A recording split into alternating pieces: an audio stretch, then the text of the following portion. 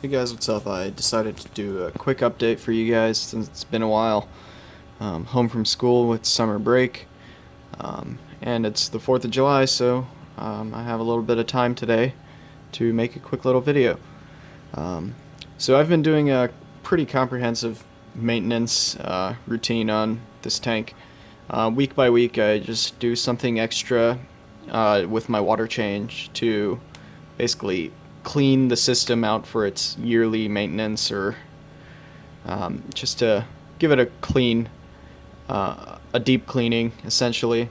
So this week, yesterday, I did a water change, and the first thing I started working on was, for one, cleaning the glass. I usually don't clean the glass when I do my water changes just because I'm that lazy, and the glass really hasn't gotten that dirty. But I cleaned it for this video, and just for the sake of cleaning it. And then I also trimmed up this Montipora because he started to grow out of the tank up here, and there was a dead portion in this area because he was growing out and algae was growing over, and that area started to die off. So I trimmed it down, and then I brushed off all the algae that was growing on it, and also re-glued that Montipora back to the rock, because while I was brushing it out, he kind of broke loose a little bit, and I wasn't sure that he would stay secure, so I just took him completely off and re-glued him in the same exact position. And then in the back, this Montipora, which is the same Montipora that used to be a frag of it, he got really big, and a portion of him on the bottom side died off because this bigger guy got even bigger, and he wasn't getting light back there, so there was just a giant portion of him that was just black and dead. So I got rid of that entire portion, and while I was doing that, I generated 3 small frags right about there, and then I also made 3 bigger frags.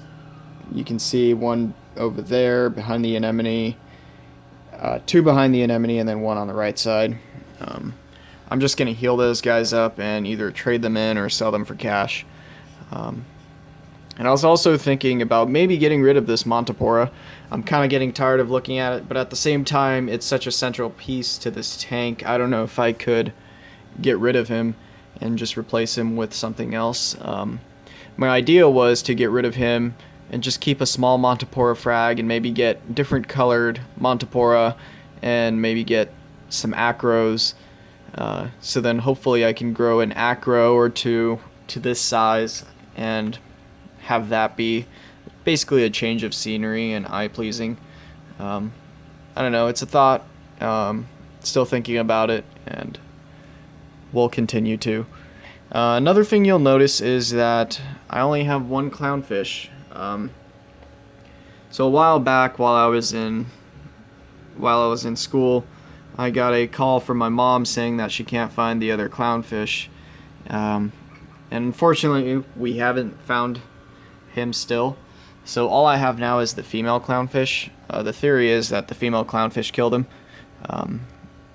because the female is completely fine and he's dead and nowhere to be seen. He hasn't jumped anywhere. We checked all of that. His remains are nowhere to be found. So if he died, he probably got eaten by the hermit crabs and completely biodegraded in the tank. But yeah, from the looks of it, we didn't get any ammonia spikes or anything. So yeah. And then I'm going to give you guys a quick sweep of the coral. So here's the orange one. I don't really remember the name of it. He's kind of fallen over. I'll have to fix that later. And then Zoa Garden. Focus.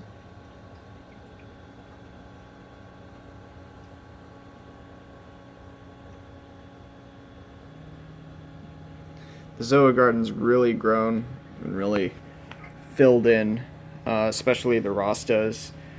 They've really taken over. Really going crazy now. But yeah, they're just growing everywhere. And then we got the chalice. And And this Zoa garden up here kind of died off. Don't really know why. I have two theories. One, the Chalice is sweeping his tentacles up there, but that doesn't really make sense to me because these guys down here are doing fine and they're even closer. So the other theory is that this anemone back here, the carpet, used to be under this rock right about there. And the only way for him to get back up there is by following this path through that Zoa garden that used to be there. So he probably stung all those Zoas and they died. Because the ones in the back are doing okay.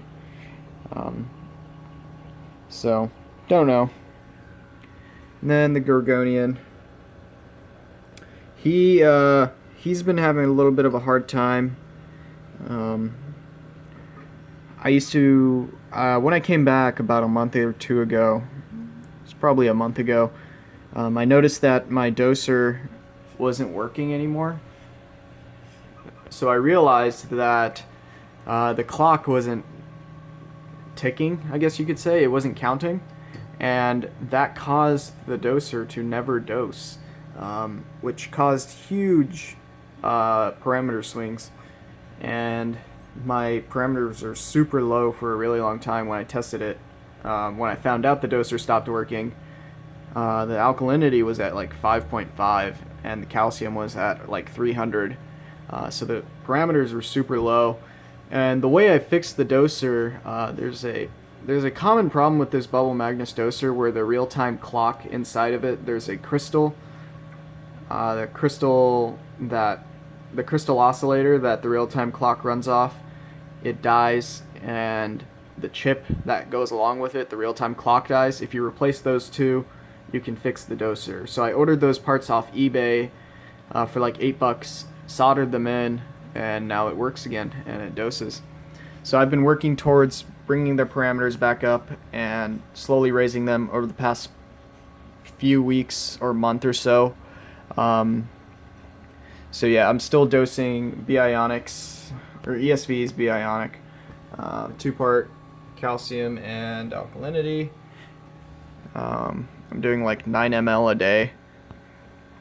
And yeah, fish food's all the same, just New Life Spectrum. And yeah, that's all we have here. Next water change, I plan to do a pretty comprehensive detritus cleanup.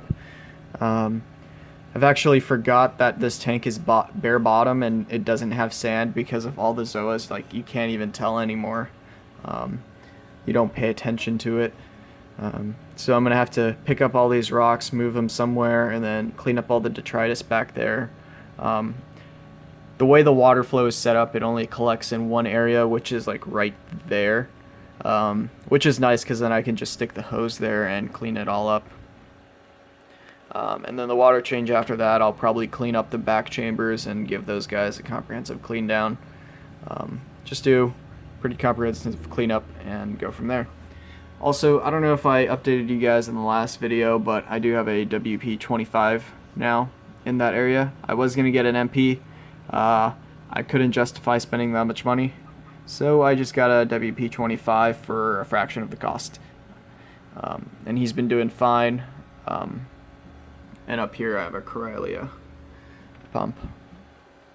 So yeah, that's about it for this video. I hope you guys enjoyed it. Sorry for the background noise. I'm currently printing something. So yeah, thanks for watching.